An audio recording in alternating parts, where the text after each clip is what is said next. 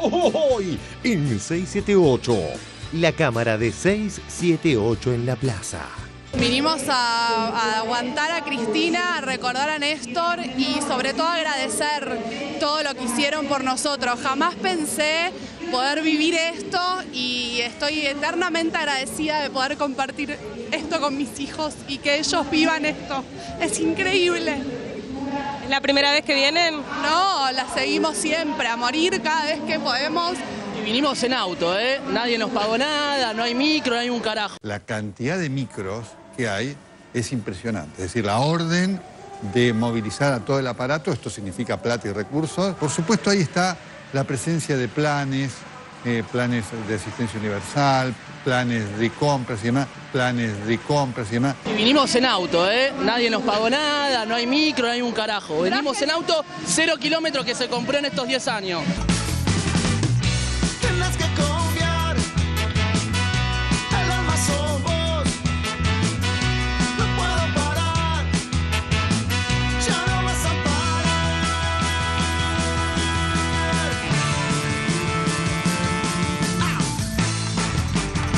La reestatización del sistema ferroviario. El peronista Macri también se opone a esto. Para hablar de banderas justicialistas y de políticas públicas. Anunció la presidenta que van a estatizar los ferrocarriles. ¿Usted está de acuerdo con eso? Qué viejo el planteo. Qué viejo. Macri, luego del discurso presidencial y de esta medida y proyecto para recuperar la administración de los trenes, criticó fuertemente la medida. ¿Cómo analiza usted esas palabras de Macri? Es parte de la impunidad que tiene el jefe de la Ciudad de Buenos Aires. El transporte público en la Ciudad de Buenos Aires lo financia el Estado Nacional. Y Macri parecía ser que hizo una revolución porque unió Constitución con Retiro, con un Metrobús. Nosotros estamos llevando experiencias similares en Posada, en Rosario. Ahora, nosotros estamos llevando delante un proceso de transformación mucho más profundo que hacer un Metrobús. Nadie le pregunta, por ejemplo, con la promesa de los 10 kilómetros de subte, cosa que no ha hecho ni un kilómetro. Y no solamente eso, sino los únicos coches 0 kilómetros incorporados en la línea de subte, en la línea, son los 90 coches que compró el gobierno nacional. Y le cuento una cosa, Cintia, que es importante. En el puerto de Buenos Aires empezaron a descargarse los primeros coches 0 kilómetros del Roca. Son trenes de última generación en materia de seguridad, de comodidad. Al lado, en el mismo barco, llegaron los subtes comprados por el jefe de la Ciudad de Buenos Aires. ¿Sabe de qué año son? ¿De qué año? Del año 80. ¿Escuchó bien? Sí. Del año 80. El material rodante adquirido por el jefe de la Ciudad de Buenos Aires para la línea C es del año 80. 35 años de antigüedad. Entonces, Macri, ¿de qué puedo hablar? Nincy, más leuquista que Leuco. Cada vez se acerca más la posibilidad de que deban abandonar el país como corresponde democráticamente, perdón, no el país, sino el poder. Yo voy a votar el que les pueda ganar a ella, ese es mi candidato, lo digo siempre. ¿Usted a quién vota? Al que les gane. Yo me los quiero sacar de encima. No sé si soy democrático o no, pero no los aguanto más. No sé si soy democrático o no, pero no los aguanto más. Y los canales, diarios y radios oficialistas, el Estado que venga va a mantener esa masa de alcahuetería oficialista, porque... No, eso se dan vuelta al día siguiente. Dejan de ser oficialistas. Obvio. Bueno, serán oficialistas con el que viene. Pero 6, 7 y 8, vos te imaginás aplaudiendo a Massa, a Macri, a No. Te da la imaginación. Y se tendrán que ir al exilio. Déjame, para ella que piensa eso. Ay, Mercedes. Algo que ayer no se dijo. Algo que seguramente no vas a ver en muchos lados.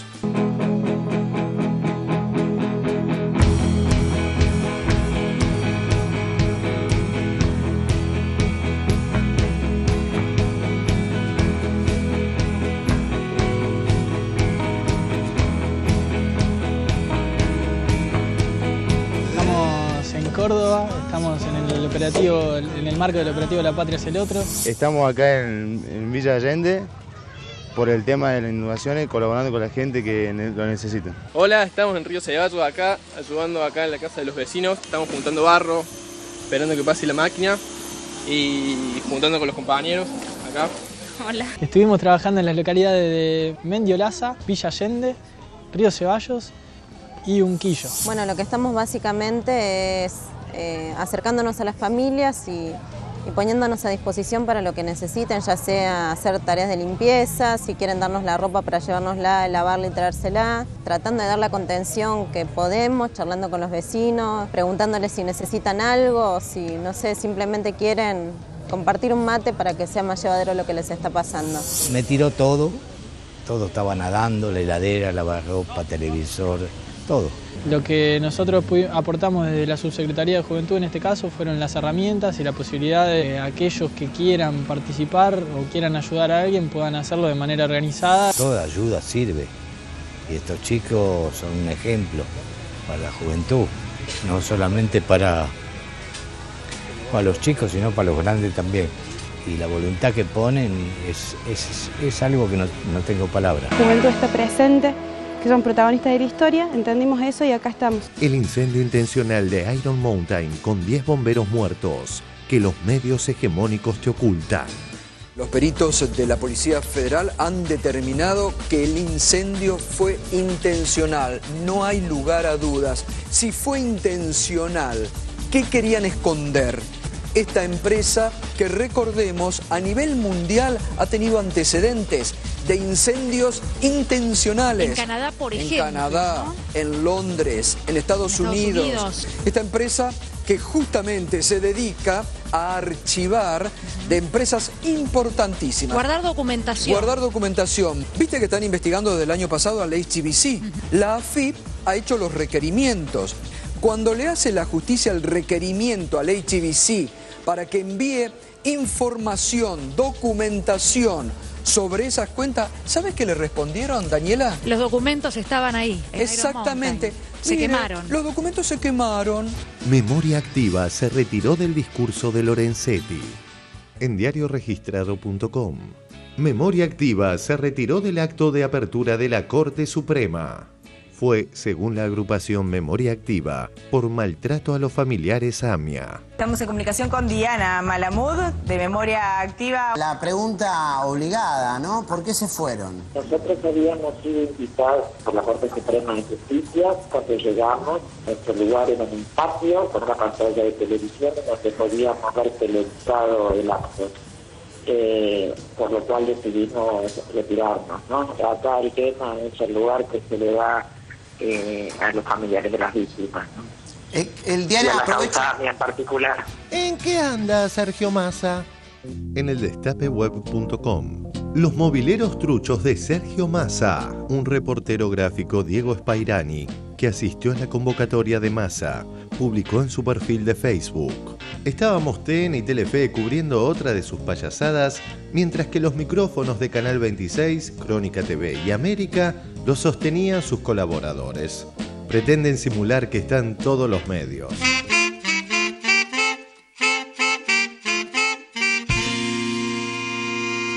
Este Pepe llevó a un señor que hacía dedo, pero mirá su última medida de gobierno. En Infonews de hoy, Mujica se despidió con una indemnización millonaria a Clarín. El expresidente uruguayo firmó un decreto en el cual se autoriza el pago de $7 millones a 2 empresas del grupo Clarín en un resarcimiento por un reordenamiento de la grilla. Y volvió Petinato a duro de domar.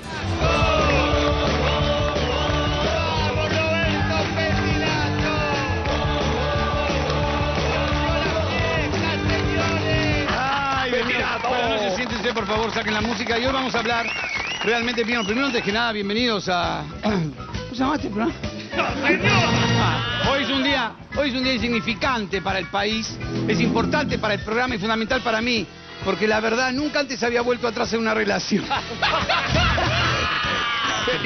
Perdón, ¿acá se paga ARBA? Yo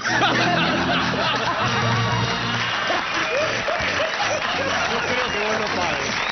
Esta mentira.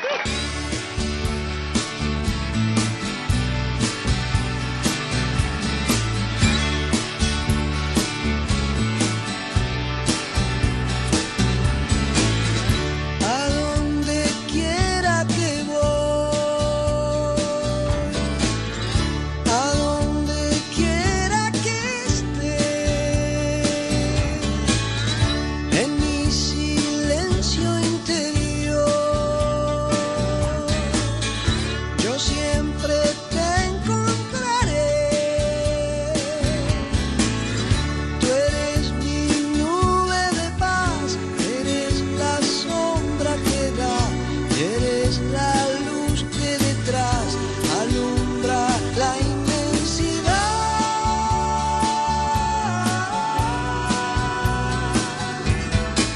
incomoda. 678. Banderas en tu corazón. Estamos en un mundo totalmente diferente, no al de hace 10 años. Estamos ante un mundo diferente hasta hace 6, 7, 8 años atrás. 6, 7, 8 años atrás. Nadie imaginaba lo que iba a pasar.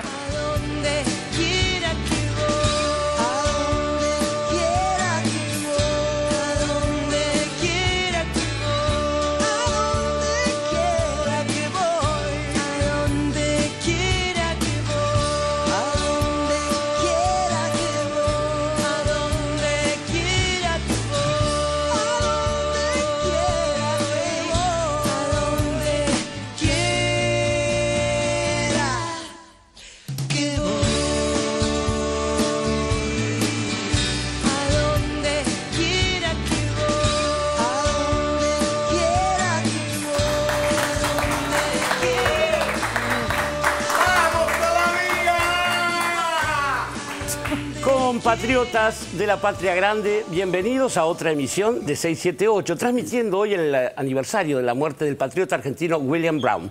Buenas noches, compañeros columnistas del panel. Voy a presentar a nuestro invitado de hoy, que es el querido amigo Eduardo Josani. Bienvenido, Eduardo.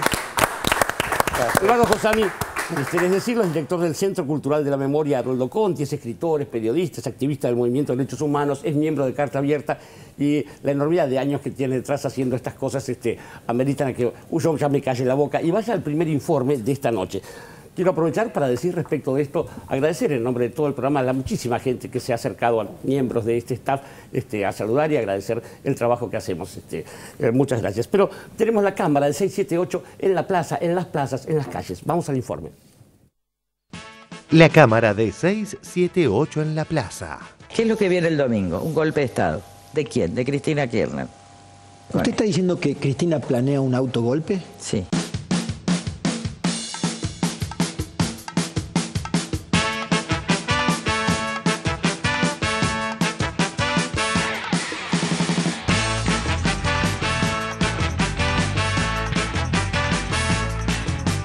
Ya está por explotar el sonido joven de América. Una ola de calor que se siente venir y que vas a estallar. Tendrás que confiar, el alma sos vos. No puedo parar, ya no vas a parar.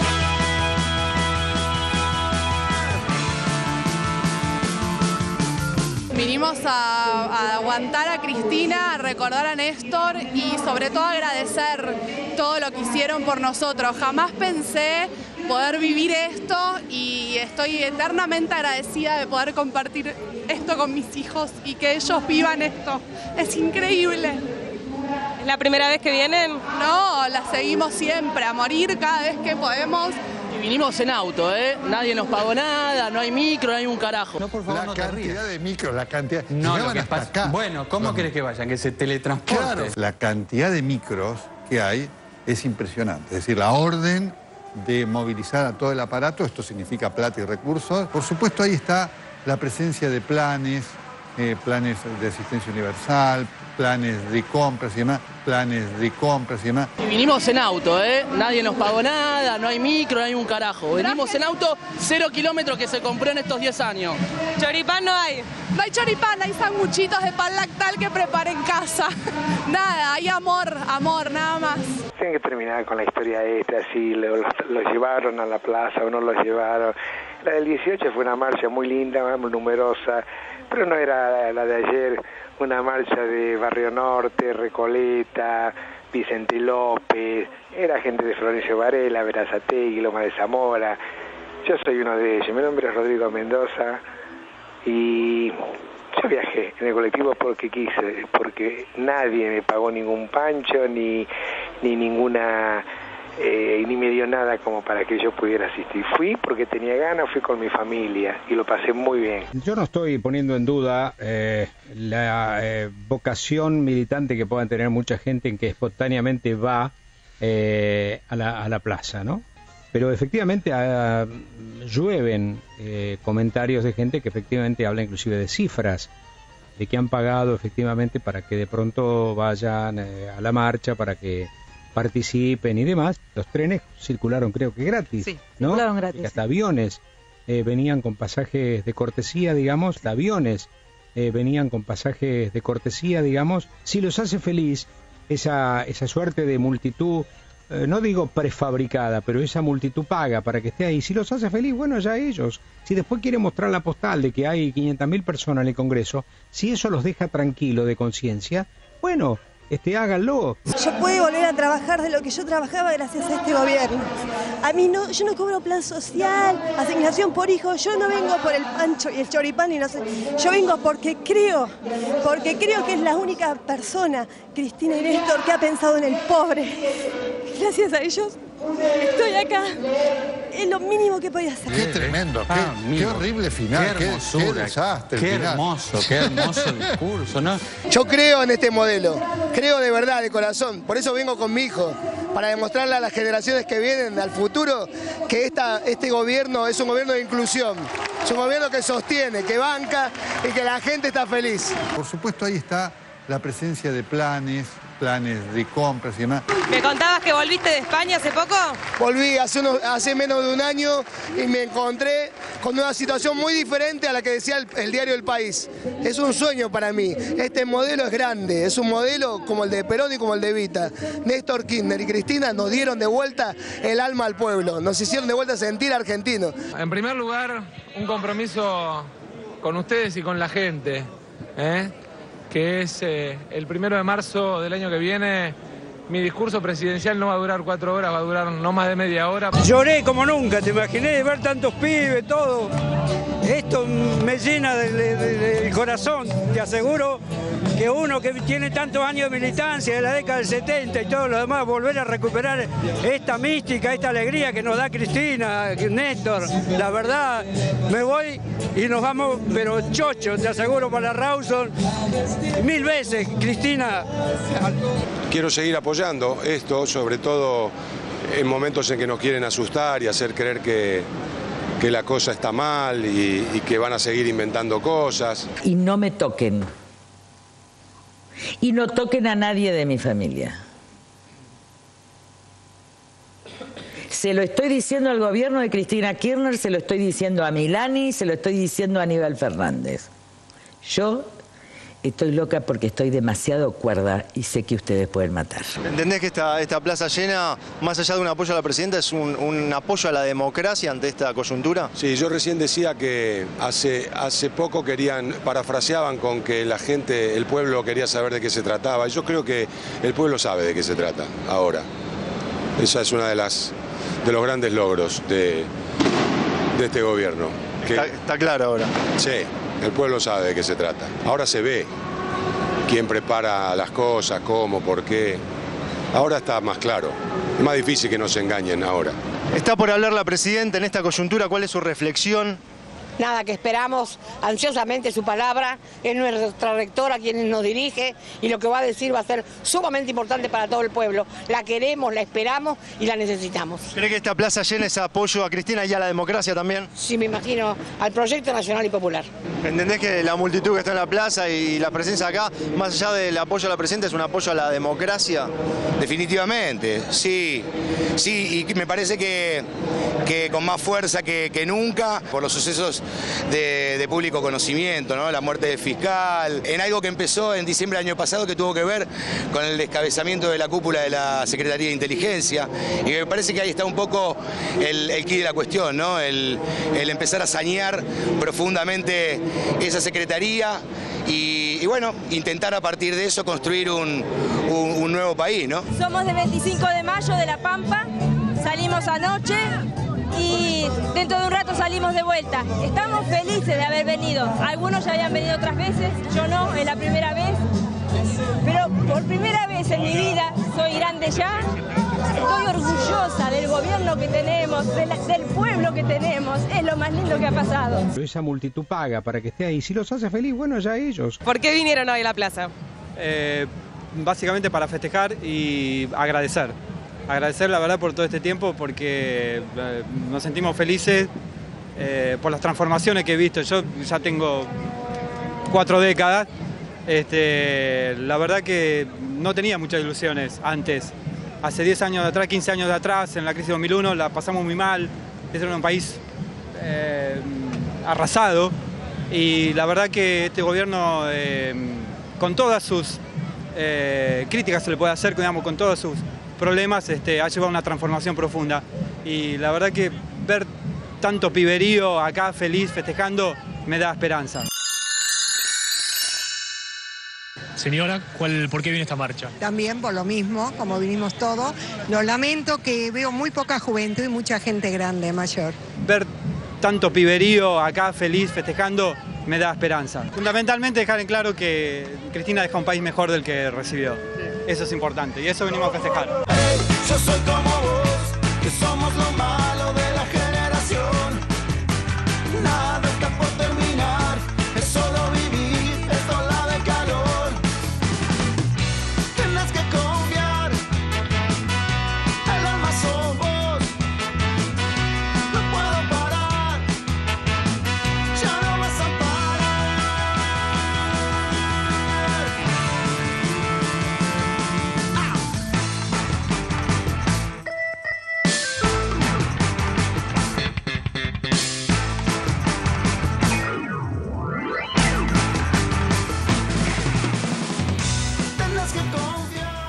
Asombra todavía un poco, el nivel de las objeciones, pero en fin, Eduardo Josami. Sí, asombra la pobreza de la argumentación frente a un hecho político tan contundente como ha sido la movilización del domingo y el discurso de la presidenta, ¿no? Bueno, uno se entera de cosas curiosas, por ejemplo, jamás imaginé que tanta gente podía venir en avión, como señalaba Fernando Bravo, es decir, es un recurso que evidentemente muestra... El crecimiento de aerolíneas. Exactamente. Ahora entiendo por qué la presidenta habló del crecimiento de aerolíneas. Por otro lado, me parece que la insistencia, no solo en decirlo, sino en que siga mostrándose por televisión este odio contra el gobierno. Es decir, yo con Julio Bárbaro tuve oportunidad de estar más de una vez en la televisión. A veces hablaba bien de Scioli, otras veces hablaba bien de la Sota, otras veces de Massa, otras veces no hablaba bien de ninguno, debía estar rediscutiendo su ubicación. Pero ahora nunca lo escuché decir lo que dijo hoy. Es decir, que él votaría a cualquiera con tal que los kirchneristas no fuéramos. Me parece que la otra periodista nos manda al exilio. Por favor. ¿No?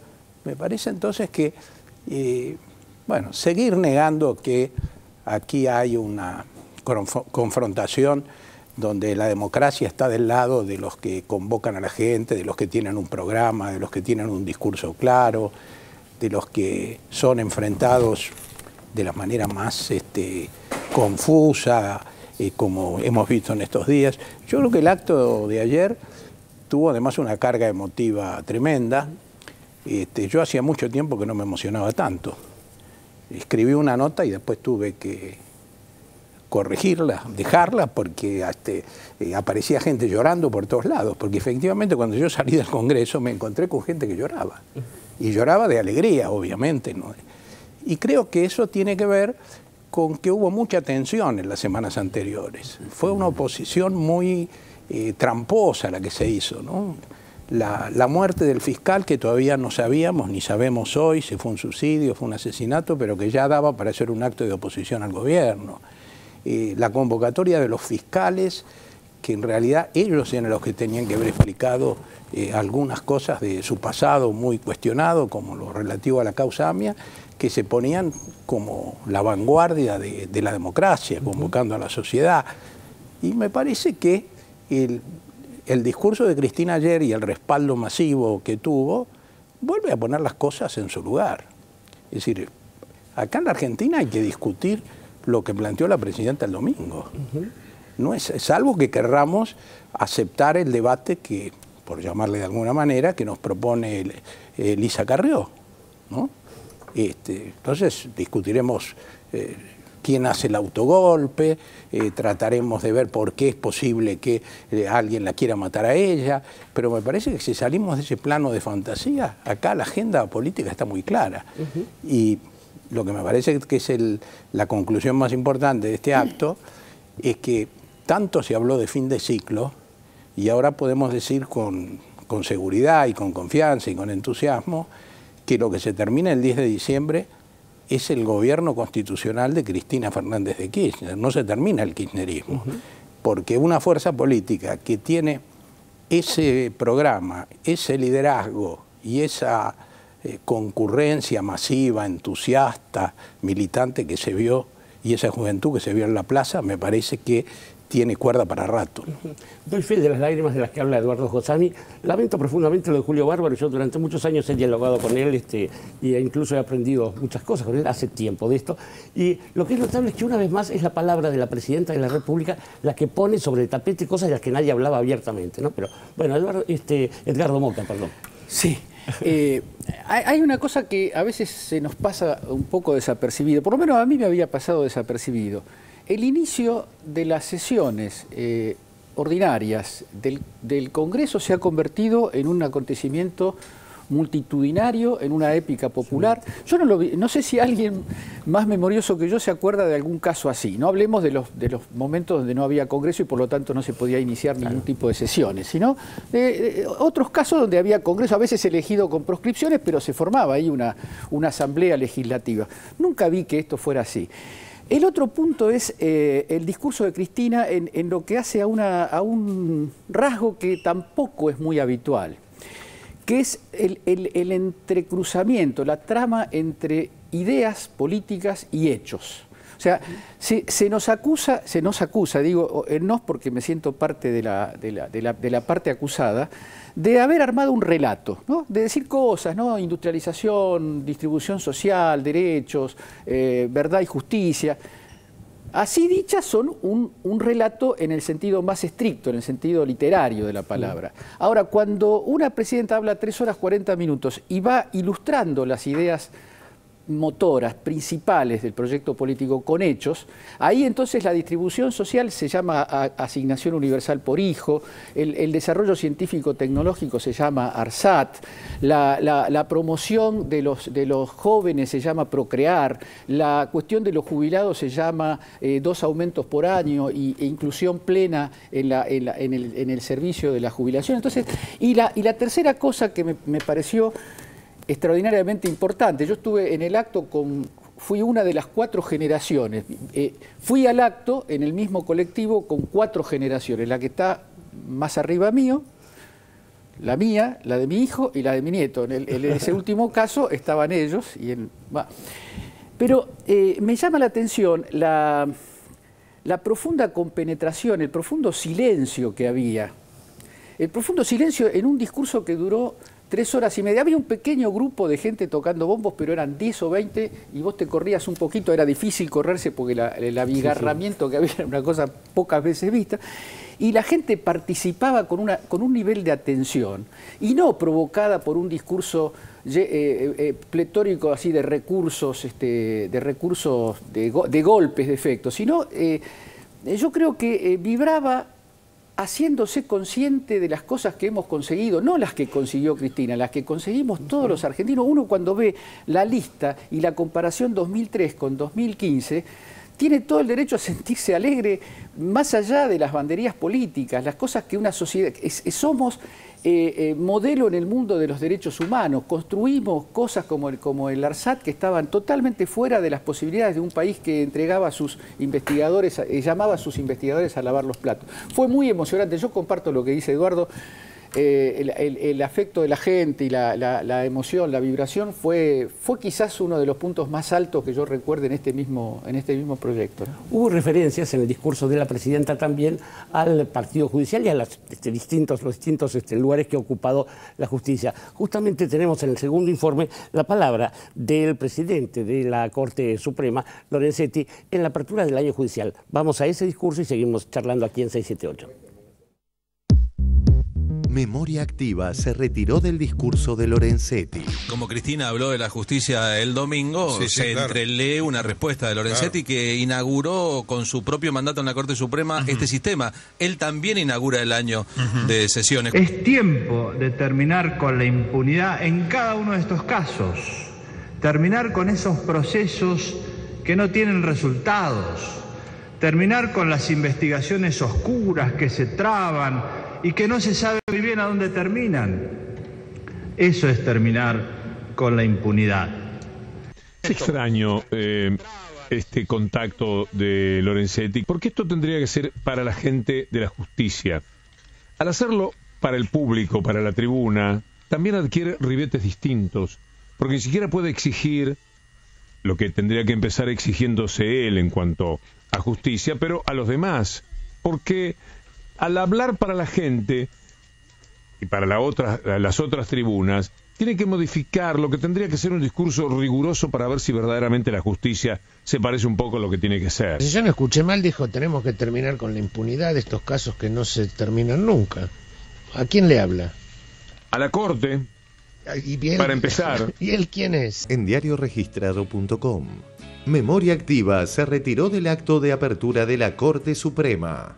Fue, según la agrupación Memoria Activa, por maltrato a los familiares AMIA. Tweet de Memoria Activa. Ante invitación de Corte Suprema fuimos y nos mandaron a un patio. Ese es el lugar que le dan a causa AMIA. Nosotros habíamos sido invitados por la Corte Suprema de Justicia. Cuando llegamos, nuestro lugar era en un patio con una pantalla de televisión donde podíamos ver televisado el acto. Por lo cual decidimos retirarnos, ¿no? Acá el tema es el lugar que se le da a los familiares de las víctimas, ¿no? El diario aprovecha en particular. La AMIA no explotó ayer ni durante nuestro gobierno, explotó hace 21 años.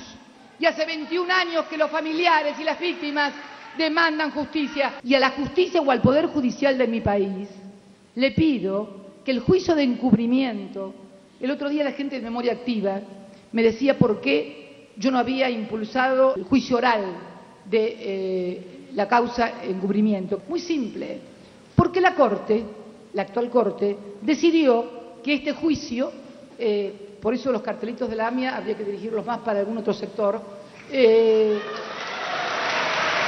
decidió que ese juicio podía esperar, el juicio de encubrimiento, que ya data del año 2000. 15 años tiene de antigüedad el juicio. Cambió, 12 jueces se recusaron porque decidió que antes que ese juicio debía tratarse otro juicio oral que era el del accidente de Once. Entonces me preguntaba la titular de Memoria Activa porque yo no había hecho nada. ¿Y cómo se le ocurre que yo voy a ir ante la Corte a quejarme de que primero se inicie el juicio por el accidente de Once que antes que el juicio de AMIA? ¿Qué es lo que iba a decir toda la oposición con los diarios a la cabeza? Utilizan AMIA para no hacerse cargo de la tragedia de Once, pero quiero decirles a todos, absolutamente a todos los argentinos y a todos los familiares, que si hay demoras en el juicio de encubrimiento por la AMIA, miren para otro lado, para este no. ¿Sabe alguien le puede informar a esta presidenta cuál es el resultado de la investigación que llevó adelante la Corte Suprema de Justicia de la Nación del atentado de la Embajada de Israel? ¿Quiénes son los condenados? ¿Cuáles son los procesados? ¿Qué fue lo que pasó? Queremos hacer una breve referencia a la causa de la Embajada de Israel, en la que hubo una sentencia en el año 1999. Esa sentencia encontró culpable a un grupo, Hezbollah, parte de la yihad islámica. Esa sentencia está publicada y fue consentida por las partes, de manera que nosotros no podemos, como tribunal, modificar lo que ya ha sido aceptado y es cosa juzgada. Las víctimas no esperan que nos echemos la culpa los unos a los otros. Lorenzetti intentó, ante todo su alocución, ponerse del lado de las víctimas. Y lo cierto es que, más allá de determinar quién fue en ese fallo de 1999, quién fue la organización que se encargó de volar la embajada, lo cierto es que no hay un solo culpable condenado, no hay una sola persona física condenada. Es tiempo de terminar con la impunidad, terminar con esos procesos que no tienen resultados. De la impunidad de estos casos que no se terminan nunca, cautelar, Diario La Nación, Sí, por ejemplo. La definición de la Corte Suprema de Justicia de la Nación, que contrariando lo que había decidido con respecto a la ley de medios en su momento, prorrogó una medida cautelar que desde hace 10 años beneficia al Diario La Nación para que no pague 300 millones de pesos de impuestos que adeuda. Según los 3 miembros de la Corte que aprobaron esto, encabezados por el doctor Lorenzetti, Fait y Maqueda, fundamentan esto diciendo que esto puede ser un atentado contra la libertad de expresión. Las cautelares que ahora se permitieron para que no se adecue el Grupo Clarín. El tema papel prensa. Para que no haya impunidad, está bien lo que dice. Lástima que no lo haga, además, desde el lugar donde podría dar el ejemplo. También es cierto que existen poderes económicos que también necesitan límites. Y esto también es parte de la función judicial, poner estos límites. Está bien lo que dice, lástima que no lo haga. Y Lorenzetti es un rehén del Grupo Clarín. Lorenzetti sabe que cualquier cosa que haga que disguste al Grupo Clarín le van a hacer lo que ya le hicieron en diciembre del 2013. El 29 de octubre fue aquella decisión de votar en la Corte Suprema de Justicia sobre la ley de medios, diciendo que era constitucional. Esto enfureció de tal manera a Mañeto que pocas semanas después, sin disimular, sacó toda la historia presunta de Ricardo Lorenzetti en Rafaela. Fue una nota horrenda. Primero salió el Mitre y después en Clarín, es decir, el grupo funcionando como tal, respecto a la personalidad de Lorenzetti.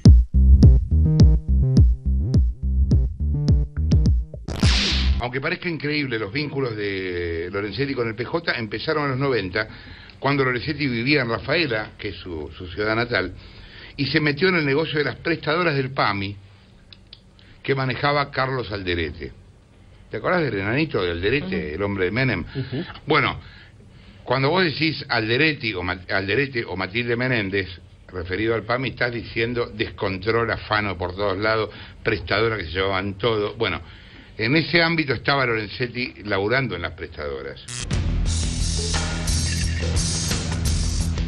Lorenzetti formó parte de la empresa APREME, SRL, que era la gerenciadora que manejaba todas las coimas con el PAMI, todas las coimas con Alderete. Y a cómo Lorenzetti después empezó a jugar para esa tribuna, y para siempre, nunca más se va a tirar contra ellos, se entiende hasta qué punto no solo hay obediencia y complicidad de fiscales, sino también miedos, porque si eso que ocurrió con Lorenzetti le pasa al presidente de la Corte Suprema de Justicia, ¿qué queda para los que están más abajo?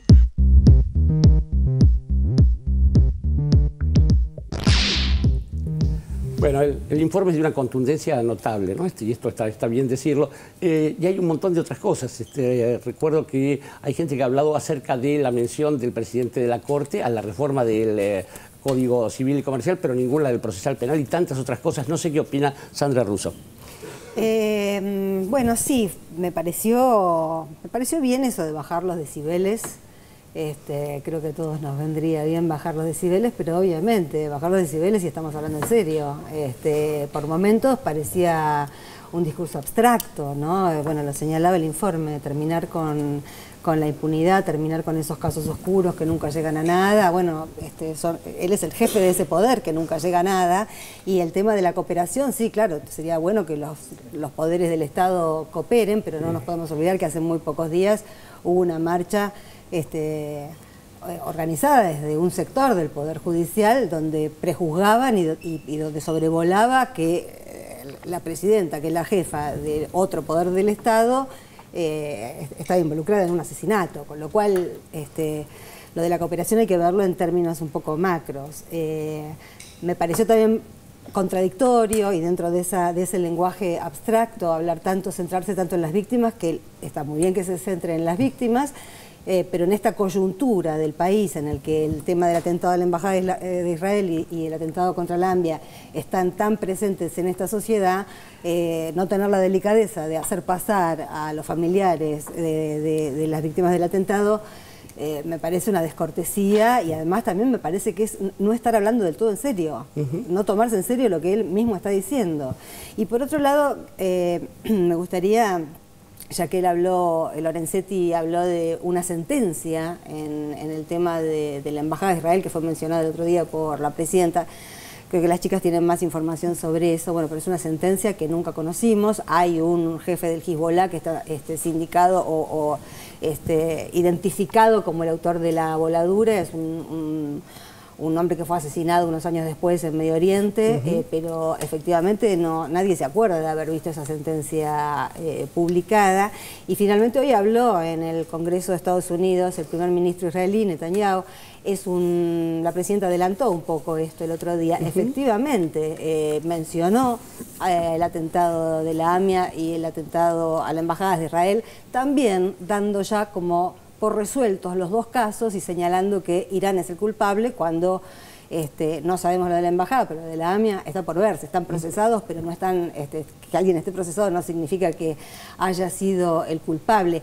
Esas declaraciones efectivamente Netanyahu necesitaba, por lo visto, por lo que se escuchó hoy. Hay elecciones en un par de semanas. En un par de semanas hay elecciones y necesitaba llevar estos dos, también estos dos atentados como parte de la prueba de que Estados Unidos debe seguir apoyando a Israel en su propia política exterior en Medio Oriente, cuando todos sabemos que la misma dinámica de la geopolítica internacional y la aparición del ISIS hace que en este momento Obama está intentando que Irán, además de los acuerdos, también le sirva a Estados Unidos como estrategia en otra lucha, que no es la que le sirve a Israel, es la que quieren los norteamericanos para su propia seguridad. Hubo 50 congresistas norteamericanos demócratas que no asistieron. Y Netanyahu habló hoy como si fuera un dirigente opositor en el Congreso norteamericano, de modo que a mí no me cabe ninguna duda que algo de lo que está pasando acá está siendo usado por allá. Agreguemos además que Netanyahu habló en el Congreso de los Estados Unidos sin una invitación del Poder Ejecutivo norteamericano, cosa que el mismo presidente Barack Obama destacó, ¿no? Eduardo Josami. Bueno, lo primero que se me ocurre es que el hecho de que Lorenzetti esté jugando de este modo como el que contesta el discurso de la presidenta, más allá de que la fecha del acto se había fijado antes, pero que todos los medios planteen como que hay que comparar el discurso institucionalista de Lorenzetti, la tranquilidad con la que habla este hombre frente al apasionamiento de la presidenta, que bienvenido sea por otra parte, me parece que demuestra que no hay que escandalizarse tanto cuando se habla del partido judicial, porque efectivamente Lorenzetti con sus modos, ¿no? De cualquier manera se ubica como el opositor a la presidenta. Y curiosamente no responde ninguna de las cosas importantes que dijo la presidenta. Yo pienso como Sandra que es muy limitada la respuesta, es decir, que hay una sentencia en el caso AMIA en 1999, porque además esa sentencia tenía, en el caso de la Embajada de Israel, perdón, esa sentencia tenía pendiente medidas de ejecución, incluso por lo que leí rápido hoy, porque la verdad que esto, como se decía, nadie tenía presente esta sentencia, esas medidas la llevaron incluso a reabrir la causa en el año 2006, hubiera tenido que explicar algo de eso Lorenzetti. Pero además, más allá de los aspectos jurídicos, me parece que no se puede decir que está terminada una causa donde no hay condenados de carne y hueso y donde la sensación de impunidad es tan grande como en el caso AMIA. Por otro lado, Lorenzetti no contestó tal vez lo más importante que le dijo la presidenta, que es la sucesión de cautelares de la ley de medios después de que la misma Corte declaró su constitucionalidad. Es decir, yo creo que incluso tratando de pensar que, bueno, que puede haber una idea que ellos llaman republicana, que de pronto los ubique en una actitud un poco crítica frente a los desbordes del populismo, ¿no? Esta transformación que se está llevando adelante en el país, que a veces pareciera ser que los inquietan por ese lado. Bueno, Me parece que lo que tendría que estar claro es que es un escándalo jurídico lo que está ocurriendo con la ley de medios. No creo que pueda haber ninguna mirada republicana de la Constitución, incluso de la Constitución de 1853, es decir, con toda su visión elitista, si se quiere, de la sociedad y del gobierno, que justifique que se pueda violar e impedir la ejecución y violar la voluntad del Parlamento y de la misma Corte Suprema de Justicia a través de estas medidas cautelares. Entonces, me parece que Lorenzetti está de alguna manera convalidando todo esto y además tampoco dijo una palabra sobre la marcha del 18. Es decir, pareciera ser que él considera que es normal que un grupo de fiscales organice una marcha política. Si es así, debió haberlo dicho. Claro. Sí, ciertamente. Ahorita Beiras. Sí, bueno, tiene muchos aspectos. Creo que es un discurso más en el que Lorenzetti se caracteriza por estos eufemismos con los que trata de supuestamente ponerse como un estadista tranquilo y equidistante, ¿no? Pero toma posición permanentemente en lo que hace. Y en ese tomar posición, más allá de las palabras, creo que fue muy elocuente un video con el cual inició la presentación del año judicial. Un video que estaba dedicado a las víctimas. Y en las víctimas empezó con imágenes de los campos de concentración en la Argentina, con las víctimas desde María Soledad Morales, Marita Verón, Mariano Ferreira, y terminó con una foto del fiscal Nisman. Entonces, la verdad que teniendo en cuenta que hay una causa que la justicia tiene abierta, en la cual no se sabe, todavía no hay un veredicto sobre si fue suicidio u homicidio, la razón de la muerte del fiscal Nisman, que desde la presidencia de la Corte Suprema se lo ponga en un video enumerando, en un raconto de víctimas a lo largo de los últimos años en la Argentina, me parece que es una posición que habla poco de la independencia del Poder Judicial, porque eso es una sentencia, digamos. Nadie es una víctima, si se suicida es una víctima de sí mismo en todo caso, ¿no? Entonces me parece que eso habla claramente de esa ambigüedad que tiene en realidad tiene una postura claramente en todo lo que está sucediendo.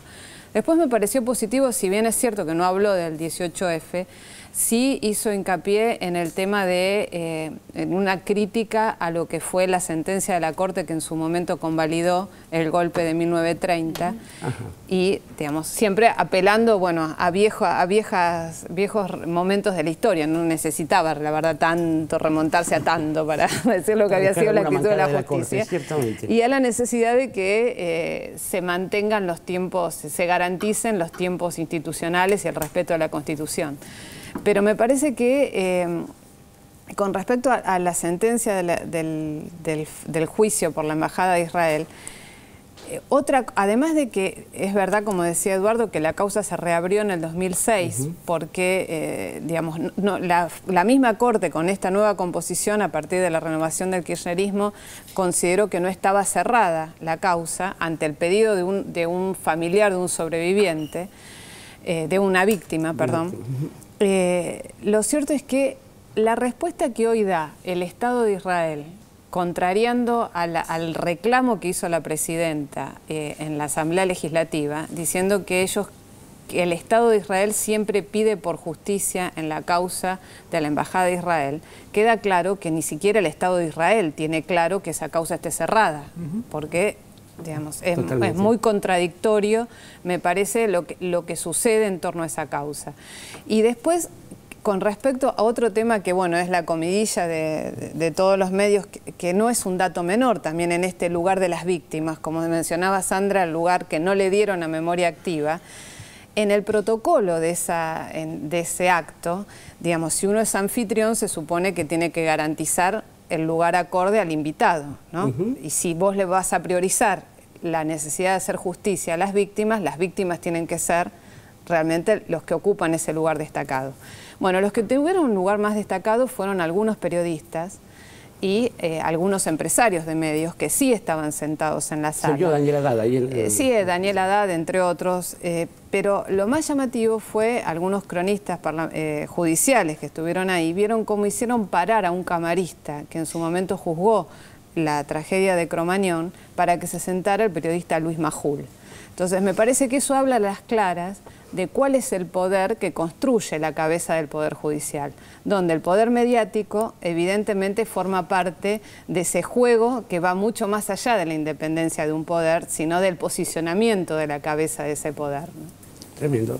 Querida Mariana Moyano. Sí, sigo con la línea de razonamiento de Nora, porque una de las cosas que también llamó la atención en el acto de hoy, de hecho Lorenzetti lo mencionó en esta sala, dijo hubo muchas audiencias como dando cuenta de esta cosa de apertura de la Corte, fue como bastante comentado porque las primeras filas estaban ocupadas por miembros del Fuero Federal y por otro lado del contencioso administrativo. No es un dato menor cuando tanto Berbisky no estaba en los primeros lugares como estaban otros periodistas, sino como no fue como periodista, sino como presidente del CELS, pero estaba atrás junto con las víctimas de la AMIA. De hecho, el lunes pasado, y esto se informó a través del Centro de Informaciones Judiciales, que se conformó la Cámara Nacional de Casación en lo Criminal y Correccional, y que es una cámara muy numerosa, y en un momento ellos no tenían lugar para sentarse. Entonces tuvieron que, levantaron a pedido de la jueza Hayton de Nolasco a miembros del Poder Judicial Provincial para que, o sea, una especie como de escándalo, lo que pasa es que, bueno, como hay gente muy silenciosa, estas cosas no se comentan, pero en términos protocolares lo que hizo Lorenzetti fue poner en primer plano lo que él considera lo más importante, que es estos dos fueros, bueno, es un dato político. Y respecto de lo de la embajada de Israel, a mí me sorprendió notablemente lo que dijo Lorenzetti, porque hace este sábado, no, sino el pasado, estuvo Zaffaroni en mi programa de radio y específicamente le pregunté por el tema de la embajada, desde un lugar casi inocente que muchas veces tenemos, y es por qué se habla tanto de la AMIA y tampoco de la embajada de Israel. Y le pregunté por esa investigación. Lo que él respondió fue que él había propuesto dentro del espacio de la Corte, que él consideraba que un espacio colegiado como la Corte Suprema no puede ponerse a investigar. Digamos, no tiene tantos jueces, no pueden llevar adelante una mecánica de investigación. Entonces él le había propuesto, porque era una de las atribuciones que la Corte tiene respecto de esta investigación de la embajada, proponer que eso pasara a otro juzgado que sí tuviera esa capacidad.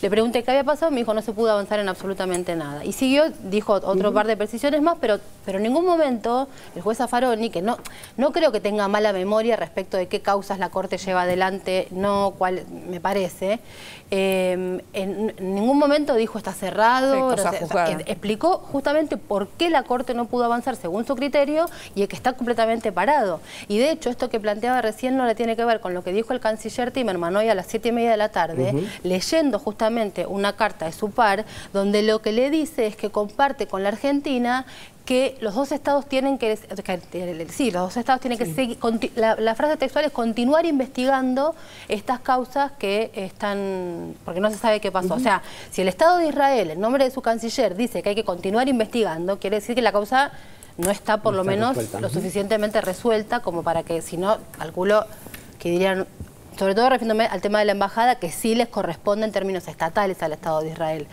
manejar esto. Y una cosita más que me parece que está muy vinculada con un movimiento de estos últimos días, y es que yo a la mañana del domingo leí a algunos periodistas en Twitter que planteaban algo así como medio de modo burlón, bueno, se está despidiendo, ¿no? Porque la presidenta hacía un balance de su gestión, no se enojen, se está despidiendo, se está yendo, como una cosa así.